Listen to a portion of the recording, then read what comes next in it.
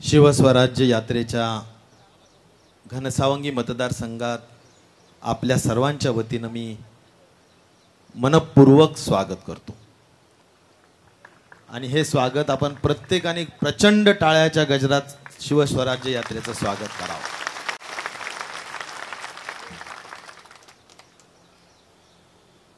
मित्रांनो, शिवस्वराज्य यात्रा हे नाव देण्यामागचाच हेतू की छत्रपती शिवरायांनी जिजाऊंनी त्यांना एक स्वप्न दिलं की आपलं स्वराज्य निर्माण केलं पाहिजे आणि ते स्वराज्य निर्माण करण्याचं बाळकडू जिजाऊंनी दिलं आणि छत्रपतींनी ते पूर्ण करून दाखवलं। त्यामुळे छत्रपती शिवरायांच्या विचाराचं राज्य, त्यांच्या कल्पनेतलं आणि त्यांच्या स्वप्नातलं स्वराज्य हे खरंच जनतेला अपेक्षित असतं आणि त्यामुळे शिवरायांच्या स्वराज्याला आपण काय म्हणतो? रयतेचं राज्य। रयतेचं राज्य आपण म्हणतो कारण रयत म्हणजे जनता, जनतेचं राज्य। शिवरायांचं राज्य म्हणजे 18 पगड 12 बलुतेदार, सर्व धर्म समभावाच्या विचारांनी सर्व धर्माला सन्मान देणारं, सर्व धर्माला बरोबर घेऊन चालणारं अशा पद्धतीचं राज्य। कारण आपल्या सर्वांना माहिती आहे की छत्रपतींच्या सर्व सरदार वेगवेगळ्या जाती धर्मांचे होते। शिवछत्रपतींचं स्वराज्य म्हणजे न्यायाचं राज्य आणि त्यामुळे अशा या महत्त्वाचे 3 विचार मी जे सांगितले, आज त्या तिन्ही विचाराच्या अनुषंगाने आपण जर तुलना केली तर मित्रांनो आपल्याला लक्षात येईल, मी पहिला विचार सांगितला की हे रयतेचं राज्य असलं पाहिजे। आज लोकशाही आहे, आपण म्हणतो की लोकशाही आहे, पण लोकशाही मागे हुकुमशाही दडलेली आहे। अनेक असे उदाहरणं देता येतील की जे आपल्याला स्वच्छपणे दिसतं की हे इथे लोकशाही राहिलेली नाही, हुकुमशाही चालू। जात धर्म पंथ वेगवेगळ्या नावांनी मित्रांनो माणसात माणूस हे सध्याचं सरकार ठेवत नाही आणि त्या दृष्टिकोनातून सुद्धा आपल्याला रोजचाच अनुभव आहे। अलीकडच्या काळात निवडणुका जवळ आल्या तशा काही ना काही कारणांनी लोकांमध्ये संभ्रम निर्माण करणं, लोकांमध्ये दुही निर्माण कशी होईल जात धर्म पंथाच्या नावाने, यासाठीचे प्रयत्न सुद्धा केले जातात। तर कालचं तर एक उदाहरण असं आहे की रामगिरी बाबांच्या माध्यमातून काय जे काही वक्तव्य करण्यात आलं प्रोफेट मोहम्मदच्या बाबतीत सुद्धा, मला आश्चर्य वाटतं की हा काही आता जाणीवपूर्वकाने त्याच्यात पण पुढे जाऊन असं म्हणायचं की नाही आम्ही तुमच्या केसालाही धक्का लावू देणार नाही। आपण समतेचं राज्य म्हणतो, शेवटी संविधान धोक्यात आहे हे आपण सारखं म्हणत आलो। का म्हणत आलो? की संविधानाचे जे तत्व आहे, ज्या मूळ पिलर्सवर संविधान उभा आहे, स्वातंत्र्य, समता, बंधुभाव आणि न्याय, या स्वातंत्र्याच्या 4 खांबांवर संविधान उभा आहे आणि त्यामुळे या खांबांना एक धोका निर्माण करण्याचं काम किंवा यामध्ये बदल व्हावा अशा पद्धतीचा प्रयत्न होण्याच्या दृष्टिकोनातून केंद्र राज्य सरकार त्या ठिकाणी प्रयत्न करत आहे। आणि म्हणून आपण जर लक्षात घेतलं मित्रांनो, सध्याची जी मागच्या वर्षीची झालेली कृती आपण जर लक्षात घेतली, शिवसेना फोडली, राष्ट्रवादी फोडलं, याला लोकशाही म्हणायचं? संस्था ह्या सरकारच्या ताब्यात असतात, पण संस्थेचा धाक दाखवून तू जर आमच्याकडे नाही आला तर तुला ईडी लावतो, तू नाही आला की तुला सीबीआय आणि इन्कम टॅक्सच्या धाडी टाकतो, याला म्हणायचं सत्तेचा दुरुपयोग. आणि त्यामुळं सुडाचं राजकारण करणं, फोडाफोडीचं राजकारण करणं, आपण साधू संतांच्या भूमीतले आहोत. मराठवाड्यात इथं संत एकनाथ होऊन गेलेत की ज्यांनी समतेचा विचार सांगितला. पण आज आपण या ठिकाणी पाहतो आहोत की प्रचंड द्वेष पसरवण्याचं काम, हीनतेने वागणूक देण्याचं काम या ठिकाणी चालू आहे. आणि म्हणूनच शिवछत्रपतींचं, रयतेचं, समतेचं, न्यायाचं राज्य आपल्याला आणायचं असेल तर सध्याचं राज्य आपल्याला बदललंच पाहिजे. आणि ती खोनगाट आपल्या घनसावंगीच्या मतदारसंघातील लोकांनी आपल्याला घेण्याची गरज. मित्रांनो, महाराष्ट्र काही एवढं साधं सुद्धा राज्य नाहीये. महाराष्ट्र काही इतर राज्यांसारखं नाही. महाराष्ट्र हे साधू संतांच्या विचारांनी प्रेरित झालेलं राज्य आहे. आम्ही जे आज आपल्या घनसावंगीच्या वतीनं डॉक्टर अमोल कोल्हेजी आणि जयंत पाटील साहेबांना जी प्रतिकृती दिली, जे एक चांगल्या पद्धतीनं भक्ती आणि शक्ती, तुकाराम महाराज आणि शिवछत्रपती यांची प्रतिकृती दिली, यांचा पुतळा छोटासा त्यांचं त्या ठिकाणी एक अत्यंत चांगलं भक्ती शक्तीचं मिलनचं आम्ही एक आठवण आपल्या घनसावंगीची दिली. त्याचं कारण असं आहे की वारकरी संप्रदाय आपण मानतो आणि वैष्णवांचं राज्य, वैष्णवांचा वारकरी आहे. म्हणजे सर्व जाती धर्म सर्व लोक आमचे वैष्णव. त्याचा अर्थच तो आहे. शक्ती भक्तीची एक चांगली आठवण आपल्याला भागातून आपण दिलेली आहे. मला सांगायचा की या ठिकाणी खऱ्या अर्थाने जनसामान्यांचं, जनता जनार्दनाचं आपलं वाटणारं राज्य आपल्याला जर स्थापन करायचं असेल तर महाराष्ट्र राज्याची जी माती आहे ती हाच विचार सांगते की जुलमी अन्याय अत्याचाराविरुद्ध लढलंच पाहिजे. हा महाराष्ट्राचा बाणा आहे. आणि त्यामुळे जुलमी अन्याय अत्याचार करणाऱ्या विरुद्ध लढणारा महाराष्ट्र राज्य आहे. आणि त्यामुळे आपण सुद्धा या सगळ्या विचाराच्या विरुद्ध लढलं पाहिजे. मित्रांनो, आपण राष्ट्रवादी काँग्रेस पार्टी शरद पवार पक्षाच्या वतीनं जो विचार आहे आपला, पवार साहेबांचा एक ऊर्जा केंद्र आहे. शेती, माती आणि समाजाची नाती हे खऱ्या अर्थाने आपल्या पक्षाचं एक भूमिका आहे. आपली बांधिलकी आहे समाजाशी, नातीचं, मातीशी म्हणजे शेतीशी, या सगळ्यांचं आपलं घट्ट नातं आहे. आणि त्याच्या माध्यमातूनच आपण धोरणं आणि आपल्या स्वतःचा विचारधारा तयार केलेली आहे. पवार साहेब म्हणजे खऱ्या अर्थाने आपण जर बघितलं तर वादळाला न घाबरणारा, संकटावर मात करणारा, संकट समयी धावून जाणारा, खऱ्या अर्थाने कष्टकरी आणि शेतकरी यांच्याशी नाळ जपलेला आणि तुमच्यासारखे प्रचंड निष्ठावान कार्यकर्त्यांनी असलेला आपला पक्ष हीच खरी आपल्या पक्षाची मोठी शक्ती आहे. आणि या शक्तीला कोणीही हरवू शकत नाही, ही माझ्यासारख्या कार्यकर्त्याचा स्पष्ट मत आहे. आपलं खणखणीत नाणं आहे मित्रांनो, आपलं खणखणीत नाणं आहे. आणि त्या खणखणीत नाण्याला घेऊन आपल्याला पुढे जात राहायचं. आज अनेकांनी सांगितलं 2023 एक ऐतिहासिक, म्हणजे मी म्हणेल की एवढ्या मोठ्या राजकीय घडामोडी घडलेलं हे वर्ष आहे की ज्यामध्ये शिवसेना असेल, नंतर राष्ट्रवादी असेल, फोडाफोडीचं राजकारण झालं, विळ्या भोपळ्यांची मोठ बांधण्याचं राजकारण झालं.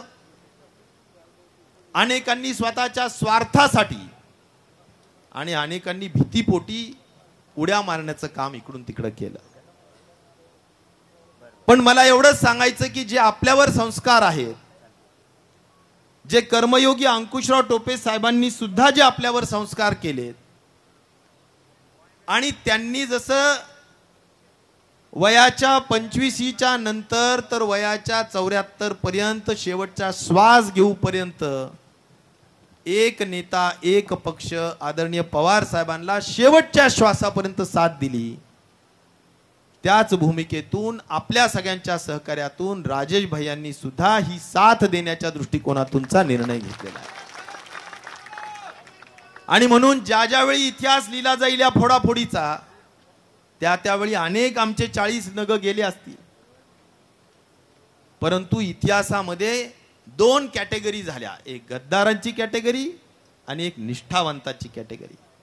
आणि म्हणून तुम्हाला मला सांगायला अभिमान आहे आणि तुम्हाला सुद्धा निश्चित प्रकारे तुमच्या सगळ्या सहकाऱ्यांना सांगायला अभिमान आहे की आमचा आमदार हा गद्दारांच्या कॅटेगरीत नाही तर हा निष्ठावंतांच्या कॅटेगरीत येतो, हा महत्त्वाचा विषय. मला मित्रांनो ह्या गोष्टी मी का सांगतो की मला राजकारणातलं मूल्य इतकं घसरत चाललंय की कालपासून मी जयंत पाटील साहेबांबरोबर बीड, परभणी सगळ्या मराठवाड्याच्या दौऱ्यामध्ये आहे. डॉक्टर अमोल कोल्हे साहेब यांच्या बरोबर आहे, त्यांच्याशी चर्चा करतोय. आणि आम्ही सुद्धा 99ला आमदार होतो, त्या काळातलं राजकारण आणि आत्ताचं राजकारण एवढं वेगवेगळ्या मार्गाने, पैशाचं राजकारण, मनगटशाहीचं राजकारण, जाती धर्मावर आधारित राजकारण, अशा अनेक गोष्टी यायला लागल्या. आणि त्यामुळे राजकारणाची जी मुख्य उद्देश आहे की राजकारण हे लोकशाहीमध्ये आणि संविधानामध्ये काय अभिप्रेत आहे राजकारण, माझ्यासारख्या कार्यकर्त्याला, एका शिकल्या सवरलेल्या इंजिनियरला, की राजकारण ही समाजाची सेवा करण्याचं एक उत्तम साधन आहे. समाजाची सेवा या राजकारणातून केली पाहिजे, त्यासाठी राजकारण आहे. आणि म्हणूनच आपल्यासारख्या पक्षाचं सुद्धा, पवार साहेबांच्या विचारातून आलेल्या पक्षाचं सुद्धा ब्रीदवाक्य काय आहे की 80% समाजकारण करा आणि 20% राजकारण करा. याचा अर्थ काय? याचा अर्थ आपण समाजकारण म्हणजे काय तर समाजाची प्रामाणिक सेवा करा, समाजाची उन्नती होईल हे बघा, आर्थिक उन्नती होईल हे बघा, आपल्या भागाचा विकास होईल हे बघा, समाज असा सुदृढ, समृद्ध आणि बलशाली कसा होईल हे बघा की जगाच्या पाठीवर आपण सुद्धा उमटून दिसायला पाहिजे. आणि त्याचं नाव मी राजकारण ते शिकलेलो आहे. आणि त्या दृष्टिकोनातून मला आपल्याला सांगितलं पाहिजे की आज हे निष्ठावंत वगैरे यासाठी सांगावं लागायला लागलं की हे मूल्य जपले पाहिजे. राजकारणात सब घोडे 12% जर तुम्ही म्हणत असाल की कुणीतरी यायचं किरकोळ काहीतरी आमिष दाखवल्यासारखं तात्पुरतं करायचं, निवडणुकीपुरतं, कुठेतरी निवडणूक आली म्हणून काहीतरी दाखवायचंय म्हणून कुठेतरी मुरुम शिंपल्यासारखं दाखवायचं, टाकल्यासारखं नाही, शिंपल्यासारखं, पाणी शिंपतो ना आपण, कुठेतरी दाखवायचं आणि त्यातून म्हणायचं आम्ही असं करू. काही लोक शनिवार रविवारी येतात आणि जसं आपण एखाद्या ठिकाणी नाही का की शनिवार रविवार सुट्टी असते, मला जरा माझी शेतीच्याकडे राऊंड मारायचा नाही तर अजून माझ्या तरी कशा तरी राऊंड मारायचा, तसं काही लोक शनिवार रविवारी येतात आणि मग निघून जातात. सोमवार शुक्रवार आपलं आपलं काम, आपला धंदा बरे, आपलं भलं, एवढं मोठा आपला धंदा आहे, एवढी आपली प्रॉपर्टी आहे, एवढ्या आपल्या सगळ्या गोष्टी आहेत, ते सांभाळणार काय? त्याच्यासाठी तर राजकारण करायचं. तर या सगळ्या गोष्टी मुळात लक्षात आल्या पाहिजे मित्रांनो की राजकारणात येण्याचा हेतू काय. राजकारणात येण्याचा हेतू, राजकारण एक समाजाची सेवा करण्याचं साधन आहे आणि प्रामाणिक सेवा करायची आहे. पोटतिडीके गरिबांबद्दल, पोटतिडीके शेतकऱ्यांबद्दल, विकासाबद्दल, सामान्य माणसांबद्दल, तर त्याला मी म्हणेल की स्वच्छ हेतू आहे. आणि त्यामुळं काही लोक तकलादू हेतू घेऊन या ठिकाणी येत आहेत, अशा सगळ्या लोकांपासून सुद्धा आपण सावध राहायला पाहिजे. मला सांगायचंय पुन्हा पुन्हा एकच की मित्रांनो, राजकारणात मूल्यांचं जतन करा, नाहीतर कोणी पण येईल आणि तुम्हाला टपली मारून जाईल, म्हणजेच कोणी येऊन काही होत जाईल. तुमच्या हातात आहे, जनतेच्या हातात आहे. लोकशाहीमध्ये, संविधानामध्ये डॉक्टर बाबासाहेब आंबेडकरांनी दिलेल्या आपला लोकप्रतिनिधी आपल्याला निवडायचा आहे. आणि त्या दृष्टिकोनातून आपण सगळ्या ह्या गोष्टी जरा मूल्याधिष्ठित राजकारण, मूल्याधिष्ठितचा अर्थ जरा तत्व असलेलं, नैतिक मूल्य असलेलं, नीतिमूल्य असलेलं, अशा काही गोष्टी आपण जपायला पाहिजेत राजकारणात. नाहीतर राजकारणाचं क्षेत्रात कोणीही चांगला माणूस येणार नाही. हे शेवटचे काही वर्ष राहतील की ज्याच्यात चांगले माणसं आहेत, पुढे कोणी चांगला माणूस येणार नाही. सगळेजण तुम्हीच म्हणणार नाही माझ्या मुलाला मला राजकारणात नाही टाकायचं. लयच राजकारण खराब आणि गडूळ झालं, कारण आपल्याला ते मूल्य राजकारणाचे जपावे लागणार. मित्रांनो, मी एवढंच सांगेल की आपल्या सगळ्यांच्या समोर मी नेहमी विकासाचं, कारण आपला पिंड आहे, आपला स्वभाव आहे आणि आपला धर्म काही असेल राजकारणाचा तो विकास आहे. आणि त्यामुळे आता काही नंदू भाऊंनी बोलले असतील, काही डॉक्टर निसार देशमुख बोलले असतील, काही संजय काळबांडे बोलले असतील, मला वाटतं रिपीट करू नये, पण आपल्याला दिसतं, जे दिसतं त्याच्यावर विश्वास ठेवावा.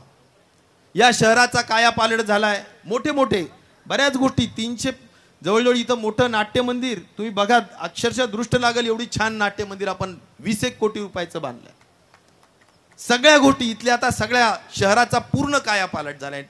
मोठं बस स्थानक असेल, आपण काही दारूचे दुकानं नाही उघडले, अनेक लोक दारूचे दुकानं उघडतायत, वाईन शॉप टाकतायत सत्तेतले लोक, पण आम्ही ज्ञान मंदिर उघडले. आज मला अभिमानानं सांगावं वाटेल की माझ्या ज्ञान मंदिरात 60,000 विद्यार्थी शिक्षण घेत आहेत. कितीतरी लोक आज डॉक्टर, इंजिनियर, डेप्टी कलेक्टर, प्राध्यापक, शिक्षक खूप खूप झाले. यादीच देऊ शकेल मी की आम्ही काय केलं 25 वर्षात, 20 वर्षात, 2 पिढ्याच्या राजकारणात. आपल्या सगळ्यांना जे यावेळेस तर आम्ही सगळ्यात मोठा रोड 45 किलोमीटरचा आपण आमदार केलं 19ला. जयंतराव आम्ही 365 कोटीचा एशियन डेव्हलपमेंट बँक मधून आम्ही रोड घेतला. तो रांजणी नावाच्या गावापासून आमचा सुरू होतो तर राजा टाकळी गावाच्या नावावर संपतो. 3 गाड्या एका वेळेस जातील, सिमेंट कॉन्क्रीटचा रोड केला. ही उपलब्धी आहे. जवळजवळ सगळ्या महत्वाचे रोड्स कंप्लीट झालेले आहेत. काही गोदाकाठचे 1-2 रोड राहिलेले असतील ते सुद्धा पूर्ण करण्यात येत आहेत, कारण आम्ही मंजूर केलेले कामं यांनी स्थगिती दिली होती, कोर्टात जाऊन स्थगिती उठवली आणि हळूहळू आता ते कामं सगळे सुरू झालेले आहेत. सगळ्या गोष्टींना प्राधान्य आहे. आज जे दरवर्षी जयंतराव तुम्हाला आम्ही सारखं डोक्याला ताण देत असतो की साहेब आमच्याकडे ऊस जास्त झाला. ऊस का जास्त होतो जयंतराव? की ऊस जास्त होतो कारण ऊसाला लागणाऱ्या सगळ्या साधन सामुग्री इथं दिल्यात आम्ही, आणि त्यातलं सगळ्यात महत्वाचं साधन ऊसाला काय लागतं आपल्याला? पाणी लागतं. आज साठवण तलाव सगळे आम्ही बांधलेले आहेत, सगळे बॅरेजेस आपण सगळीकडचं भूमिपूजन आपल्या आमदार राजेश भैयांनीच केलेले. त्याच्यात कुणाच्यात मनात दुमत असण्याचं कारण नाही. आणि त्यामुळं प्रचंड पाणी आहे आणि पाणी असल्या कारणाने लोकांना परवडणारा ऊस आहे. दरवर्षी आम्ही किती, एक झाला कारखाना, दुसरा झाला, तिसरा झाला, अजून 2 आमचं ते पाणी ऊस बघून अजून 2 धुरांडे आले, पण तरी ऊस आपले बहादर लोक लावतात, कारण एवढं पाणी आणि एवढं ऊसाला लागणाऱ्या शेतीला साधन सामुग्री आपण निर्माण केली. आणि म्हणून मला आपल्याला सगळ्यांना सांगायचंय की हे साधन सामुग्री काय केलं म्हणजे काय, 100 कोटीचा बॅरेज आहे, साठवण तलाव मोठे आहेत, हे सगळे आपण करू शकलो. जयंतराव तुम्हाला आठवत असेल दादांचा ज्यावेळेस राजीनामा झाला होता त्यावेळी वीज खातं मला दिलं आणि तुमचं अर्थ खातं तुम्हाला दिलं. त्यावेळी वीज खात्याच्या 6 महिन्याच्या काळात आम्ही 2 मोठे 50-50 कोटी रुपयाचे प्रकल्प मंजूर केले, म्हणजे 132 केव्ही सबस्टेशनचे. त्याच्यामध्ये एक सागर सहकारी साखर कारखान्याला तयार होऊन कार्यान्वित झाला आणि एक जालना तालुक्यात उटवदला कार्यान्वित झाला. प्रत्येक पदाचा, प्रत्येक वेळेचा आणि प्रत्येक संधीचा आपण सदुपयोग निश्चित प्रकारे घेतोच. उच्च शिक्षण मंत्री म्हणून सुद्धा मोठे पॉलिटेक्निक कॉलेजेस असतील, वेगवेगळ्या मोठे मोठे लायब्ररी असतील, सगळ्या गोष्टी आपण करण्याचा प्रयत्न केलेला आहे. आणि म्हणून मित्रांनो, या सगळ्या बिजली, पाणी, सडक, शिक्षण, आरोग्य मंत्री आपण मागच्या वेळेस दिलं, कोरोनात काम केलं, त्याच्याबद्दल मी बोलावा अशातला भाग नाही, ते तुमच्या समोर आहे. आई सारखं एक सगळ्यात पवित्र आणि सगळ्यात जगाला हवं हवं असणारं नातं ते असतं आई, कारण आईचं नातं कुठंही त्याची तुलनाच होऊ शकत नाही. त्या आईच्या पायाला स्पर्श करून आम्ही कोरोनासारख्या महामारीत फिरलो. त्याचं कारण तिथूनच आम्हाला ऊर्जा मिळत होती आणि ती ऊर्जा घेऊन आम्ही काम करत होतो. पण प्रश्न असा आहे की शेवटी ज्या पद्धतीनं तानाजी मालवसरेंनी सांगितलं की आधी लगीन कोंडाण्याचं नंतर रायबेचं, त्या पद्धतीनं आपलं दुःख शेवटी आपली माता मायमाऊली, आपली पूर्ण महाराष्ट्र ही ज्यावेळी पूर्ण आजारी पडलेली आहे, गरज आहे, त्यावेळी माझेच नेते आदरणीय पवार साहेबांनी सांगितलं की राजेश तुम्ही आरोग्य मंत्री आहात, पूर्ण कडक देशामध्ये आज लॉकडाऊन झालेलं आहे आणि अशा परिस्थितीत तुम्ही आता 14 दिवस घरी बसणार का? ह्या बोलण्यामध्ये एक संकेत होता, एक सूचना होती की आपली मायमाऊली ही आपली एकटी नाहीये, आपली मायमाऊली ही माझ्या देशाची सुद्धा, राज्याची सुद्धा आहे. आणि म्हणूनच सगळ्या प्रथा परंपरा हिंदू धर्माच्या 3, 12, 14 दिवसाच्या जरी असल्या तरी त्याला कुठेतरी थांबून तिसऱ्या दिवशी आम्ही कामालाच लागलो, तो सगळ्या गोष्टी करून लागलो, हे मला सांगायला सुद्धा निश्चित प्रकारचं समाधान. विषय एवढा आहे की आपण आपलं कर्तव्य आणि जबाबदारी पार पाडली पाहिजे, या विचाराचे आम्ही आहोत. ह्या विचाराचे आमचे नेते सुद्धा आहे की आपलं कर्तव्य आणि जबाबदारी पार पाडा. मंत्रीपद आमदारकी मिरवण्यासाठी नाहीये, ती सेवेसाठी आहे. आणि त्यामुळे आम्ही कधी कुठल्याही सत्तेचा उन्माद होऊ दिला नाही, कुठल्याही सत्तेचं त्यामुळे आम्हाला कुठेतरी उन्माताने आम्ही फार वाहून गेलेलो आहेत अशा पद्धतीचं काम केलं नाही. आणि म्हणून मला सांगायचं पुन्हा एकदा एवढंच की आपण समाजाची सेवा करतोय. आज फक्त काय म्हणायचं त्याला विकासाचा विषय नाही, तर आम्ही या ठिकाणी सांगेल की सामाजिक उपक्रम सुद्धा मोठ्या पद्धतीने आहे. मला माझे नेते आणि प्रदेशाध्यक्ष जयंत पाटील साहेबांना अभिमानानं सांगावं असं वाटतं की या मतदारसंघातले 10,000 पेक्षा जास्त आपण, म्हणजे इथं डॉक्टर सुद्धा आहेत, ते स्वतः डॉक्टर आहेत, डॉक्टर अमोल कोल्हे साहेब, की इथं कॅटरॅक्टचे ऑपरेशन, मोतीबिंदूचे ऑपरेशन आम्ही 10,000 पेक्षा जास्त प्रत्येक गावात आम्ही ऑपरेशन केले आणि मोफत ऑपरेशन करून त्या ठिकाणी त्यांना चष्मे पण दिलेले आहेत.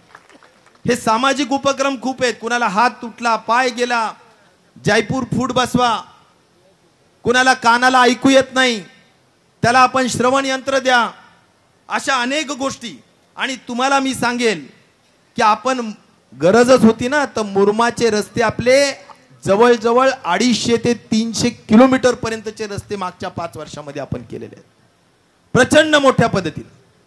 त्यामुळे सगळे रस्ते असो काही असो, सगळ्यात महत्त्वाचं मला सांगितलं पाहिजे की मित्रांनो, दरवर्षी अतिरिक्त ऊस असतो. जयंतरावजी आम्ही कधी व्यवहार बघितला नाही.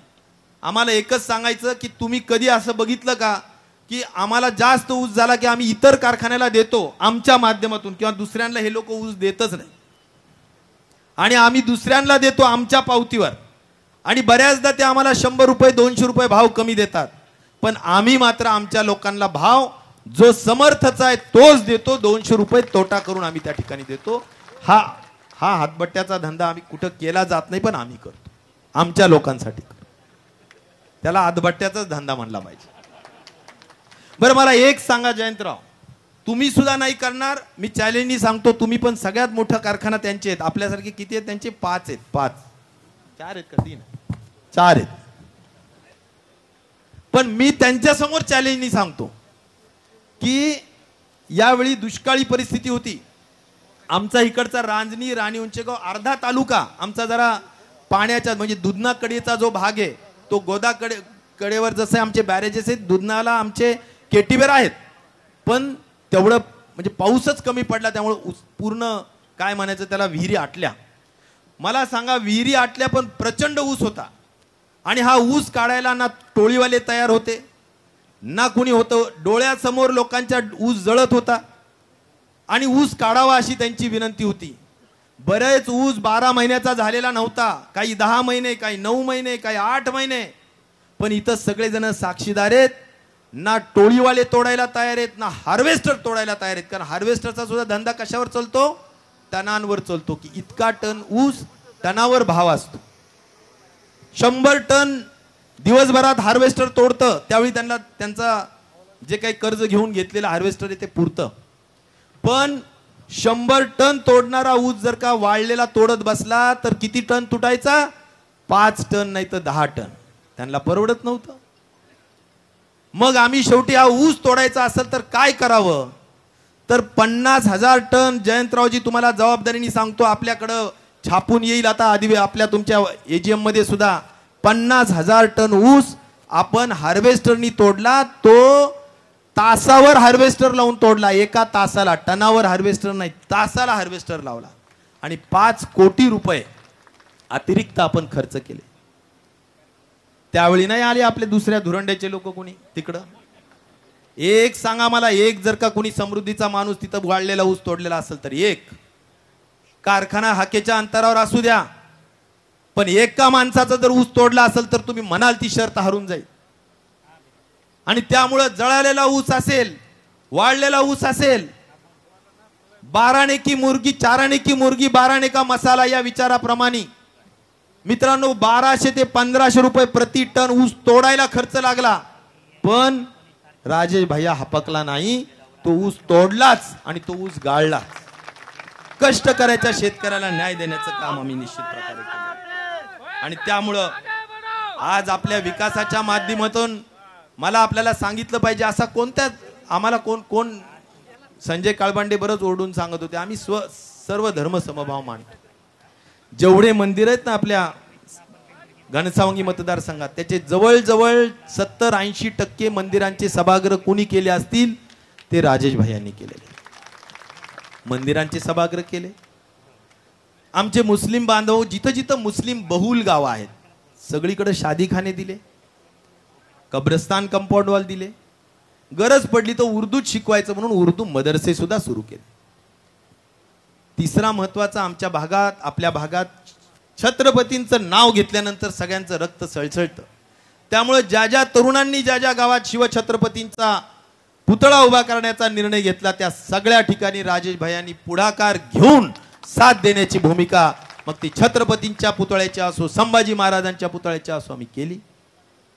मला सांगायला अभिमान आहे की आमचा धनगर समाज बांधव आणि आम्ही स्वतः सुद्धा जे काही मानतो की अहिल्याबाई होळकरांचं स्मारक व्हावं.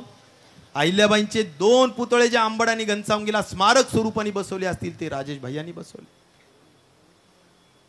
सावतामाळी याचे सभागृह आम्ही उभे केले. मला सांगायला आनंद की आपल्याकडे खूप मोठ्या पद्धतीने बंजारा समाज आहे. आज जमेल त्या तांड्यावर आमच्या या ठिकाणी असलेले आपले संत सेवालाल महाराज यांचे मंदिरं आणि यांचे सभागृह आपण उभे केले.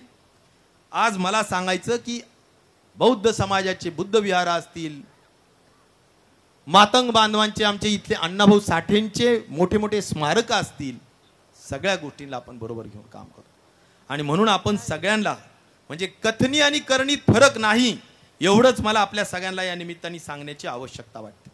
शेवटचा पॉइंट मी एवढंच सांगेल की मित्रांनो, तुमच्या हिताचा पॉइंट आहे. आणि तो म्हणजे आज मला जे सरकारकडे आम्ही मागणी करतोय, विरोधी पक्ष नेते म्हणून जयंतरावांना माझं या भागातला आमदार म्हणून माझं तुम्हाला सांगणं आहे जयंतरावजी, की आमच्या भागामध्ये आणि मराठवाड्यामध्ये जेवढ्या म्हणून अनुदानाचे विषय आज 2 वर्षापासूनचं जे अनुदान आहे व्हीके नंबर केलाय, तहसीलदारांनी याद्या पाठवल्या, तिकडून व्हीके नंबर आलाय, ई-केवायसी पण केलंय, पण अजून दमडा त्या खात्यामध्ये पडत नाही. 30% 40% लोक गावागावात तसेच आहेत. बरोबर आहे का चूक आहे? अनुदान मिळत नाही, विमा मिळत नाही. आता मला एक सांगा, प्रधानमंत्र्यांनी एक किसान योजना चालू केली की आम्ही वर्षाला 12,000 रुपये म्हणजे महिन्याला 1,000 रुपये देऊ. सीएमनी पुन्हा गर्जना केली आम्ही 1,000 रुपये देऊ. पण आज 6 महिने झाले पीएम किसान योजनेचे पैसे आलेले नाहीत. आलेत का पैसे पीएम किसानचे? 6 महिने झाले आलेले नाहीत. आणि त्या दृष्टिकोनातून म्हणजे पुढच्या योजना घोषणा चालू आहेत, मागचं भुईसपाट आहे. आणि त्यामुळं सगळ्यात महत्वाचं आत्ता काल परवाची केलेली घोषणा आहे, कारण आम्ही सगळेजण म्हणत होतो की हे म्हणत होते विरोधी पक्षाचे की 10,000 रुपये आम्ही कापसाला भाव देऊन 6,000 रुपये आम्ही सोयाबीनला भाव देऊ, आमचं सरकार येऊ द्या. आता आलं त्यांचं सरकार, घ्या फोडून फोडून का असं ना, आलं ना, द्या भाव. आम्ही म्हणलं तुम्ही भाव द्या, ते देत नाहीत. पण काही का होत नाही. त्यांनी सांगितलं आमच्या रेट्याला हे करून की 5,000 रुपये हेक्टरी अनुदान देऊ. मला एक सांगा की ज्यांनी काय म्हणायचं त्याला ई पीक पाहणी केली, आता ई पीक पाहणी आमच्या शेतकरी अंगठाबहादर पहिली दुसरी शिकलेला प्रत्येकाला ई पीक पाहणी करूच असं कसं काय? नेट नाही, ऑनलाईन नाही, बरेच लोक राहिले. आता त्या लोकांना काय वाऱ्यावर सोडून द्यायचं का? आम्ही वाऱ्यावर सोडणार नाहीत. आमचे अध्यक्ष जयंत पाटील साहेब, तुमचा आमदार राजेश भैया आणि आपले लढवई खासदार अमोल कोल्हे साहेब, आम्ही सगळेजण तुमच्या हक्कासाठी लढू. पण जे काही अनुदान तुम्हाला ई पीक पाहणी सुद्धा सुटणार नाही आणि कोणीच सुटणार नाही हा विश्वास तुम्हाला या निमित्ताने मी देऊ इच्छितो. आणि म्हणून आपल्या सगळ्यांनी एकीनं काम केलं पाहिजे एवढं माझं आपल्या सगळ्यांना या निमित्ताने सांगणं आहे. फार अधिक लांब बोलतोय, पण मला आता मी जे काही 2-3 महत्त्वाचे विचार तुम्हाला सांगेल तो एवढाच की मित्रांनो, आपल्याला आता कामाला लागायचं. एवढी मोठी तुतारी वाजली तुमच्या समोर, आता केवढा तिथून इथपर्यंत तुतारी वाजत होती. आता तुतारीला कानात पक्क साठवून ठेवा आवाज, आणि तुतारीला आवाज आपण साठवून ठेवला पाहिजे आणि तुतारीला विसरता कामा नये. याचं कारण एकच आहे की मित्रांनो, नाशिक सारख्या शिकलेल्या सुशिक्षित आणि विकसित असलेल्या जिल्ह्यामध्ये सुद्धा किती मतं गेले तुतारी पिपाणीत माहितीये? 1.5 लाख मतं गेले. अनेक ठिकाणी कुठं 50,000, कुठं आपला एक तर खासदार 32नी पडला आणि 36नी पिपाणीने घेतली. याचा अर्थ आपण चिन्हात घपलत करू नका. तुतारी वाजवणारा माणूस हे चिन्ह आपल्याला लक्षात ठेवायचं आणि त्या दृष्टिकोनातून आजपासून कामाला लागायचं. हे माझं सगळ्यात महत्त्वाचं वाक्य आज आपल्या पक्क ध्यानामनात पक्क ठेवून जावं. आता कामातला लागायचं म्हणजे काय? कामाला लागायचं म्हणजे गावात बसून जरा तुम्ही सामान्य माणसाशी, आपला केंद्रबिंदू कोण आहे, पक्षाचा केंद्रबिंदू कोण आहे, राजकारणाचा केंद्रबिंदू कोण आहे, आपण समाजाची सेवा करायचं म्हणतो तर समाजाची सेवा करण्याचा केंद्रबिंदू कोण आहे? कार्यकर्ता नुसता नाही, सामान्य माणूस आहे. आणि त्यामुळे माझं उपस्थित सर्व कार्यकर्ते बांधवांना विनंती आहे, हात जोडून विनंती आहे की तुमचा संवाद वाढवा, सुसंवाद वाढवा, चर्चा, गावात बसा, गावातून आता बाहेर पडू नका, गावातच थांबा. आता तालुक्याला येणं, जिल्ह्याला येणं जरा काय करा, कमी करा, बंद करा, हरकत नाही.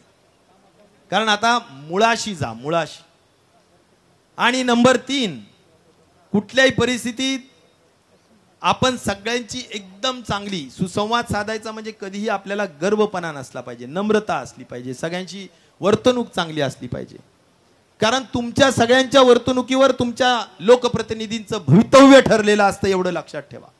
आणि त्या दृष्टिकोनातून सुद्धा चांगलं काम करण्याची आवश्यकता आहे. आम्ही गावात आता गावागावात येऊ, जरी काही म्हटले की नाही मराठवाड्यात फिरायचे, पण आम्हाला चक्कर मारायची आहे तुमच्या सगळ्यांपर्यंत. त्यामुळं तुम्ही सुद्धा जरा सामान्य लोकांना भेटण्यासाठीची वाट करून द्या. आपल्याच घरी या, आपल्याच घरी जेवा, आपल्याच घरी असं नाही, सगळ्यांना भेटू द्या. हाही महत्त्वाचा विषय माझी मत आहे की आपल्याला करू द्या. आणि त्याचबरोबर विकास हा आपल्या रक्तात आहे. विकास मी म्हटलं की माझा धर्म आहे आणि त्यामुळे विकासासाठीच आपण सतत कार्यरत आहे. विकासावर सुद्धा मी सगळ्या भाष्य केलंय. राहिला असेल कुणाचा एखादा सभा मंडप, एखादी छोटी मोठी गल्ली राहिली असेल सिमेंट कॉन्क्रीट करायची, आपण समजून घेतलं पाहिजे की आपण तत्वाशी तडजोड केलेली नाही. आपण स्वार्थ केला असेल असता तर आपल्याला काही विकासालाही निधी मिळाली असती. लाल दिव्याच्या गाडीत सुद्धा राजेश भाई इथं राहिला असता, पण त्या लाल दिव्याला लात मारलेली आहे आणि सगळ्या गोष्टीला लात मारलेली आहे माझ्या सगळ्या तत्वासाठी, माझ्या सगळ्या जनता जनार्दनाच्या हितासाठी, पवार साहेबांच्या विचारधारेला घट्टपणे आज साथ देण्याच्या दृष्टिकोनातून. आणि म्हणून जरी छोटा छोटा राहिला असेल, जाईल महिना 2 महिन्यात, आणि कुठल्याही परिस्थितीत आपण सगळ्यांनी या सगळ्या विकासाच्या बाबतीत थोडी कळ काढायची. महिना 1.5 महिना आहे तिथं जयंतराव पाहतायत, आपलं काम पाहतायत. आपण मराठवाड्यात असो, महाराष्ट्रात असो, कोरोनात असो, जे म्हणून खाते आपल्याकडे दिले तिथं आपण जे काही मार्क करायचा आहे आपला राजेश भैया म्हणून, आपल्या घनसावंगी मतदारसंघाचा तो मार्क आपण प्रत्येक जागेवर केलाय हे सांगायला सुद्धा मला मनापासूनचा अभिमान. त्या पाऊल खुणा आपण ठेवलेल्या आहे. आणि म्हणून आपल्या सगळ्यांना व्याजासकट जरा भरपाई करण्याचं काम येणाऱ्या काळात करूच, हा विश्वास मी विकासाच्या बाबतीत आपल्या सगळ्यांना देऊ इच्छितो. आणि म्हणून सगळ्यांनी जरा खंबीरपणे काम करा. बूथ कमिट्या आपण केलेल्या आहेत, बूथ कमिटीमध्ये जाऊन लोकांना ऍक्टिव्ह करा. तुम्ही त्यांना ज्येष्ठांनी मार्गदर्शन करा.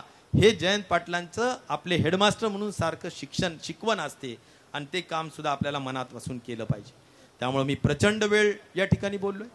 मला एवढंच सांगायचं की दोघही नेते माझ्यानंतर बोलणारे अत्यंत म्हणजे जयंत पाटील साहेब तर अत्यंत सिनियर आणि अत्यंत सुसंस्कृत, अत्यंत ज्यांनी 10-11 वेळेस या राज्याचं बजेट मांडलं, या राज्याला पूर्ण डबघाईला राज्य आलं होतं, तिथून उचलून एक अत्यंत नंबर 1चं आर्थिक बळ असलेलं राज्य केलं.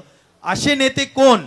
तर असे अर्थमंत्री जयंत पाटील साहेब आहेत. हे मला सांगायला मनापासूनचा अभिमान. आणि त्यामुळं एक चांगलं नेतृत्व आज पक्षाच्या दृष्टिकोनातून आपल्या बरोबर आहे. त्यांचं मार्गदर्शन, त्यांचं नेतृत्वाखाली महाविकास आघाडीचं सरकार आपल्याला आणायचं. मित्रांनो, आपण इथं मशाल आणली का नाही? आपणच हातभार लावला ना. आता काल तिथं षण्मुखानंद मध्ये काँग्रेस, राष्ट्रवादी आणि शिवसेनेचा पहिला मेळावा झाला कार्यकर्त्यांचा. आणि तिथं असं ठरलं की हात म्हणजे काँग्रेस, हातात मशाल घेऊन तुतारी वाजवायची, म्हणजेच महाविकास आघाडीचं सरकार आणायचं. या दृष्टिकोनातून आपण सगळ्यांनी जोरात कामाला लागलं पाहिजे. आपले खऱ्या अर्थाने एक अत्यंत गुणी कलावंत, ज्यांच्याबद्दल मी 2 शब्द नाही बोललो तर मला स्वतःला चुकल्यासारखं वाटेल, ते म्हणजे डॉक्टर अमोल कोल्हे. त्यांनी पहिल्यांदाच खासदार म्हणून मागच्या वेळेस गेले, त्यावेळी त्यांनी इतकं चांगलं काम केलं की त्यांना संसद रत्न म्हणून पार्लमेंटनी पुरस्कार केला. म्हणजे ते काही नुसते नट नाहीयेत, ते काही नुसते कलावंत नाहीयेत, तर ते उत्कृष्ट वक्ते आहेत. उत्कृष्ट त्यांचं कलागुण आपण पाहिलेले आहेत आणि चांगलं काम त्यांचं आहे. ते स्वतः बाय प्रोफेशन शिक्षणाने ते डॉक्टर आणि पोस्ट ग्रॅज्युएट आहेत. आणि त्यामुळे एवढा शिकलेले, सवरलेले, अत्यंत चांगले नेते आपल्या राष्ट्रवादीमध्ये आहेत. आणि त्यांचं अत्यंत नावाजलेलं, अत्यंत गाजलेलं शिवपुत्र संभाजी हे महानाट्य हे ते करतात, जे लाईव्ह शो असतो. आणि तो कदाचित तुम्ही बघितला असेल की कुठं लंकेंनी घेतलं, कुठं अजून छत्रपती संभाजीनगरला झालं. तुम्हाला बी बघायचं का नाही बघायचं? किती लोकांना बघायचं? हात वर करा. सगळ्यांना. मग तुम्ही गावच्या गाव तुम्ही आणणार का? गावच्या गाव अख्खे गाव आणणार. त्यामुळं अख्ख्या गावाला आणणार आपण. सप्टेंबरच्या दुसऱ्या आठवड्यात म्हणजे आपला जो काही कर्मयोगी अंकुशराव टोपे साहेबांची जयंती असते 18 सप्टेंबरला, तुम्हाला माहिती आहे. त्या सप्त्यामध्ये 4 दिवसाचा असणार आहे. किती दिवसाचं? 4 दिवसाचं. आणि अत्यंत सगळ्यांनीच पाहावं असं शिवपुत्र संभाजी महानाट्य आहे की ज्यामध्ये संदेश एकच आहे की महाराष्ट्र दिल्ली समोर झुकला नाही आणि झुकणार नाही. स्वाभिमानी महाराष्ट्र आहे हा संदेश देण्याचं काम या महानाट्यातून होतं. आपण त्याचाही लाभ घ्यावा. मी प्रदीर्घ बोललो, मी मंचाची सुद्धा खऱ्या अर्थाने दिलगिरी व्यक्त करेल, पण असं जरा सगळेच लोक एकत्र जमलेत म्हणून मला वाटलं की एक आपण, आणि आजपासून आपण तुतारी फुंकलेली आहे, त्यामुळे काय प्रॉब्लेम नाही. जयंतरावजी तिकीट देणार ना मला? नाही, त्यांच्या हातात आहे, म्हणजे मला माहित नाही.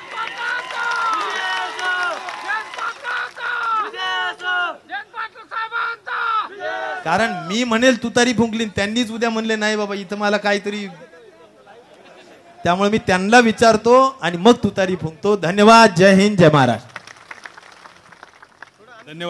धन्यवाद साहेब. यानंतर ज्यांनी